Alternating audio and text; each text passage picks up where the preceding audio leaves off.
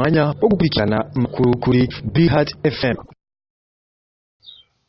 Turagize mwiriwe, turagize mwaramutse ku bantu muri ko muratwumviriza. Iki uno mwanya w'amakuru mu Kirundi tuza gushikirizwa na Munanira Patrick, aho uyu munsi ari kuri tele, aho aza kutumenyesha ibyaranze uwo munsi itariki 22 z'ukwezi kw'icumi, aho twabura umuntu atarasanzwe mu gihugu cacu Melchior NDADAYE. Patrick Munanira, muratwumva aho muherereye? Ego ndabumva kose kuri kose.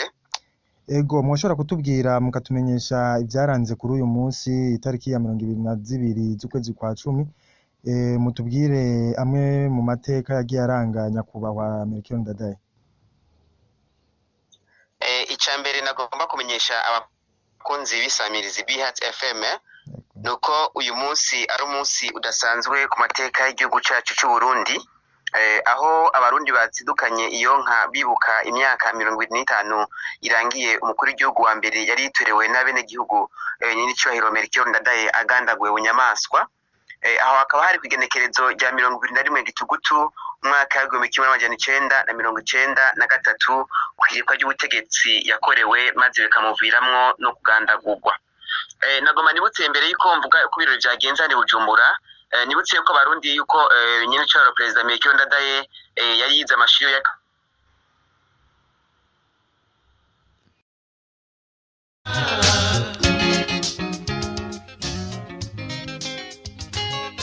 kabila zote lazima tuwe sawa.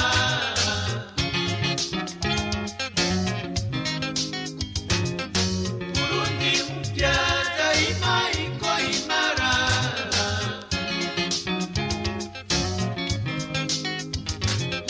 Demokrasia haitarudi nyuma.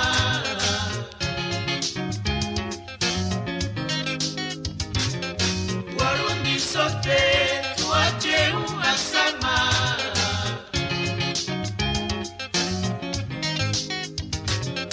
Kabila zote lazima tuwe sawa.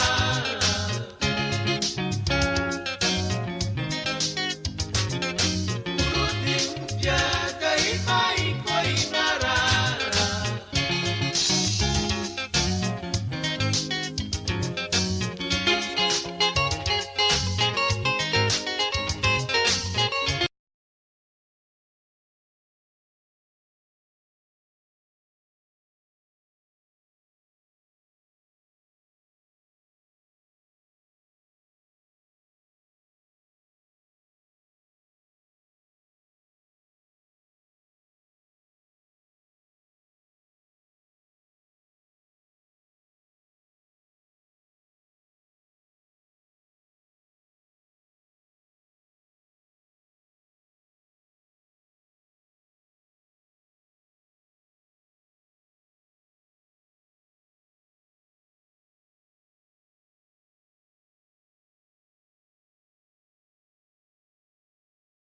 Poleni, poleni wananchi, poleni, poleni Warundi, poleni, poleni Waafrika, poleni.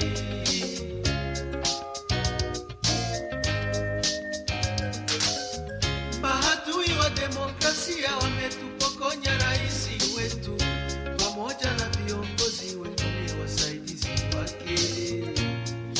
Raisi Ubuhinga bw'ivyuma ntibusezerana, ariko amakuru yacu arabandanya. Munanira Patrick, muratwumva? Ego mubandanye ku nkuru yaranze amateka yaranze nyakubahwa NDADAYE Melchior.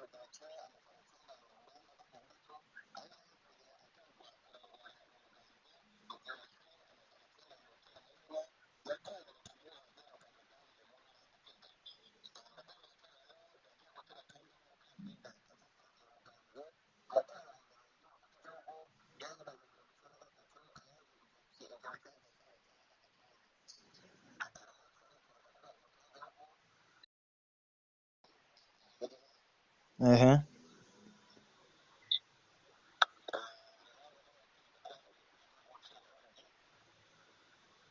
ego,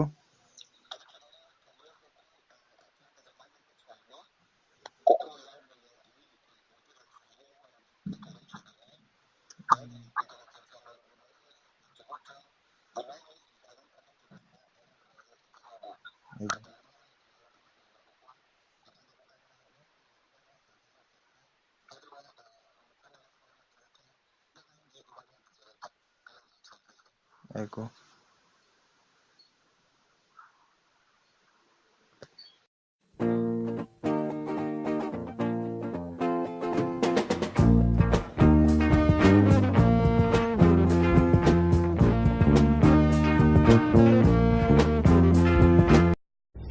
umwanya wo gukurikirana amakuru kuri BHAT FM.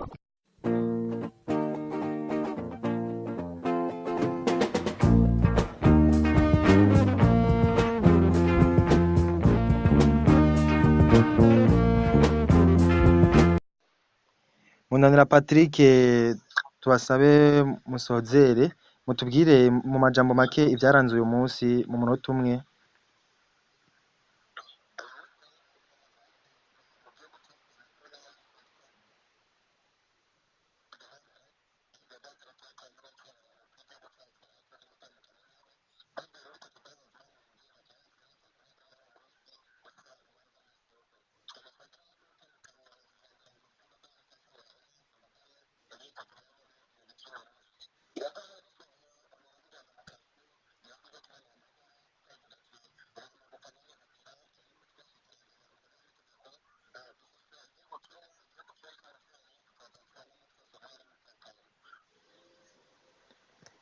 Okay, murakoze cyane, tubashimire cyane kuri uyu munsi ingene mwitanze mugashika aho habereye ivyo birori. Tubandanya dushimira cyane abakunzi ba BHAT FM mubandanya mukurikirana ibiganiro bigenda biracako. Tubasabe ko mutohengama ngo mushira handi mubandanye mukurikira BHAT FM. Yari Titi Elijah kuri BHAT FM. Munanira Patrick, turabashimiye. Okay, murakoze, mugira umunsi mwiza, mugira umugoroba mwiza.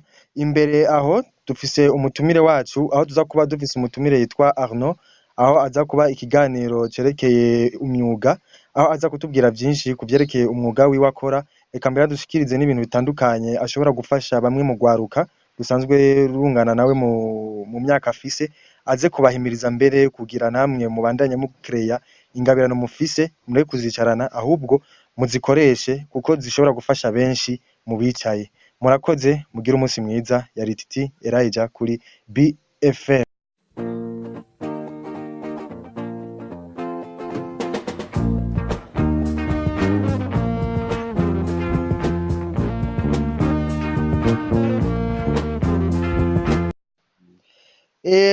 Mutubabarire kuri Aruna twihenzeko tukavuga Aruna ni Arno. Mugire rero umunsi mwiza n'umugoroba mwiza, murakoze. umwanya wo gukurikirana amakuru kuri BHAT FM.